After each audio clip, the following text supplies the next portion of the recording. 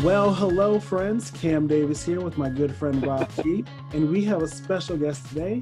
You may or may not have seen her. She's only Fort Wayne famous. Don't let her kids tell you anything wrong.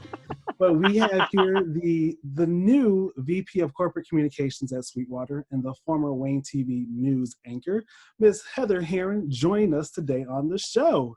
Hi, thanks so much for having me. Thank you so much for being here with us. So, quarantine, how are you doing? It's actually not bad. This would surprise a lot of people. I'm kind of an introvert at heart. Okay. And so it hasn't been as bad for me as I think for other people. The challenge is that both of my daughters who are in college are home right now, and they're doing online classes. And then my husband's in and out of his office and home. And so we're all fighting for broadband space at any given time during the day. That's the biggest challenge. Oh my goodness.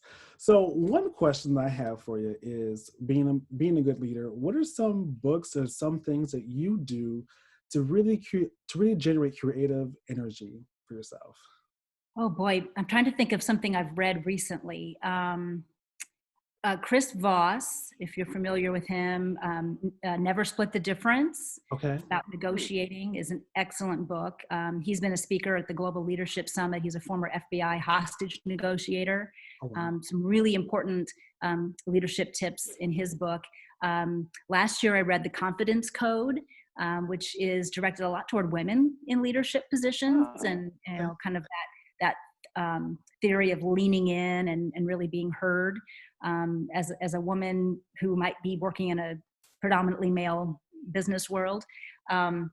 Lately, I've just actually been reading a lot of things for fun as a way just to decompress because of all the stress of what's going on in the world today. And so if you ask me what I was reading right now, I would tell you it's, I wouldn't say trashy novel, but it's that. And like I said, it's just a fun way to kind of escape. Gotcha. Yeah, that's awesome. Thank you, Heather. Okay, from a leadership perspective, you've got a lot of experience in leadership, and of course, I can join Cam with just thanking you for the leadership that you're providing for the Fort Wayne community, and the example that you're providing for our fellow leaders, our fellow female leaders, who we respect and so appreciate. And thank you for being a voice to help encourage them. Because I know there's a lot of young women leaders, some of which that I work with as well.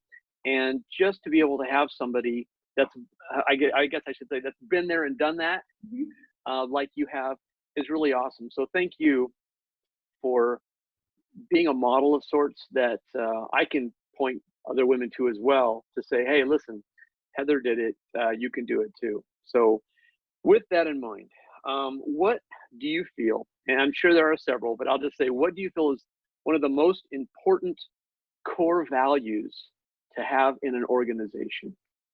Oh boy, these are tough questions. You should have prepared me ahead of time.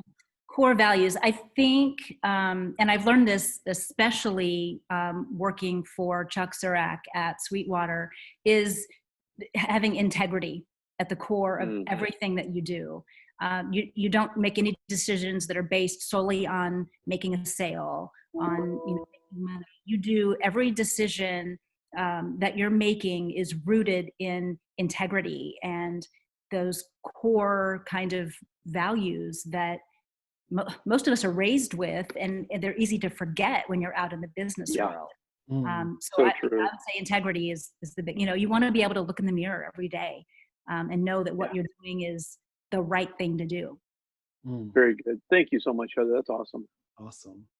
So we talked about integrity. We talked about books you're reading. So let's talk about mentorship.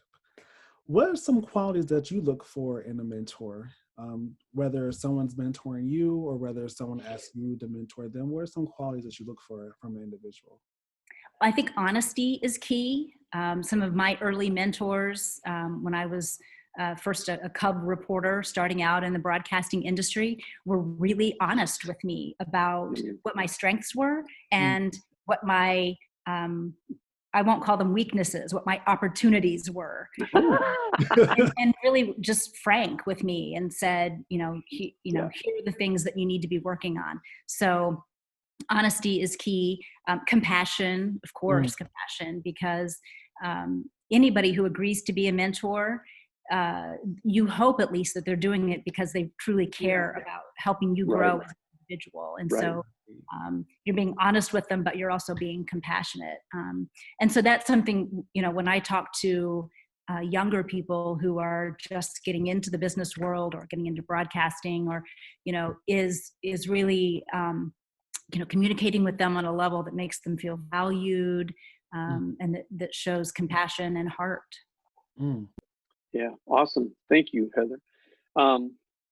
A question that came to my mind was, just we talked about this a little bit earlier, of course, where there's a lot of male dominance in leadership, and I'm not opposing that males shouldn't be in leadership, of course, but with that being said, that means a lot of times, sometimes the ability for the woman to step into those roles it's sometimes difficult, if not sometimes sabotaged, but that's a whole nother topic. We won't deal with that today.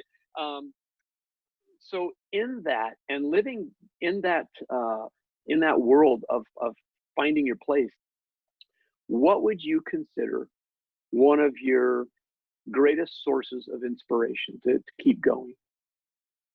I think I am incredibly fortunate because I never, of course, I know I'm a woman, but I never looked at the fact that I'm a woman as being an obstacle.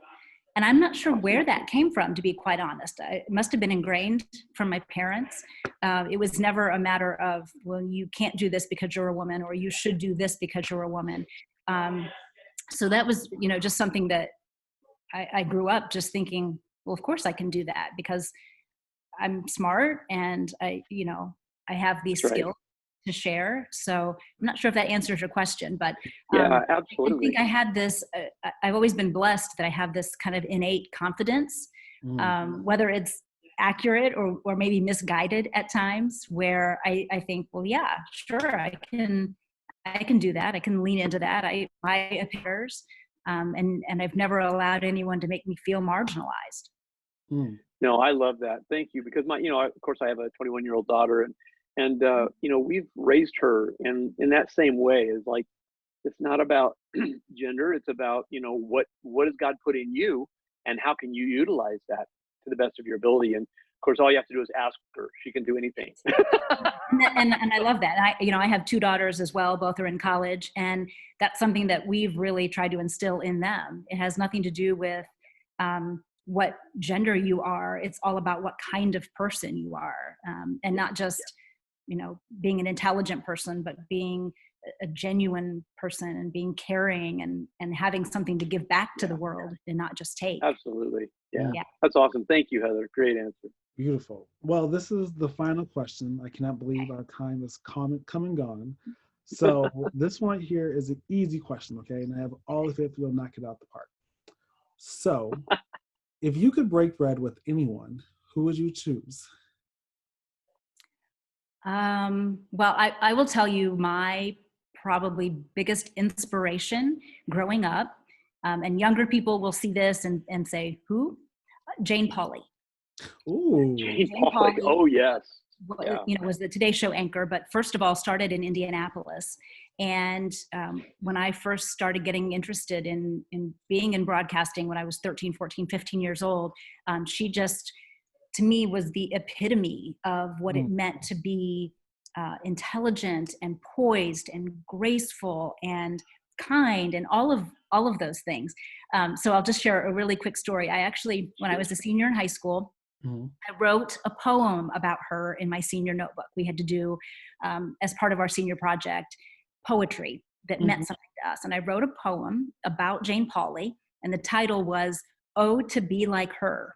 The transition was happening where she was being, she left the Today Show and they brought Deborah Norville in, and there was kind of this controversy. And I just admired how she handled herself through all of that, and how she was navigating what her career was going to look like after the Today Show. And I wrote the poem. Fast forward 30 years, and she came to Fort Wayne and she spoke at the Tapestry event. Wow. And when I saw that she was coming, I right away said to our newsroom, I said, I get this interview. Like, you know, I get this interview. And so we arranged it, and I got to do the interview, and I actually dug up the my senior notebook. I still had the poem.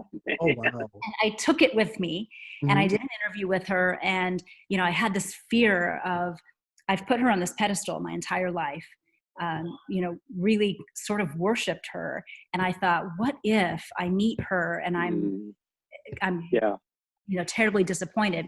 Yeah. So we meet and we do the interview, and I say, if you'll indulge me, please, Ms. Polly, I have the senior notebook and I wrote a poem about you. And so she looked at it and she read it, and I said, would you sign it? And she autographed it.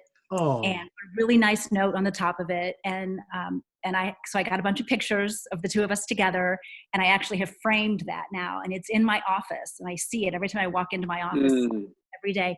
And it just is really a reminder to me, not only did she live up to, she exceeded my expectations, which was amazing to me. But I thought, if I could just have spent, and I only spent maybe 6 or 7 minutes with her, and I thought I would just love to really sit down and learn more about her own journey and what she went through, and how she really blazed the trail for women like me, that next generation of female broadcasters.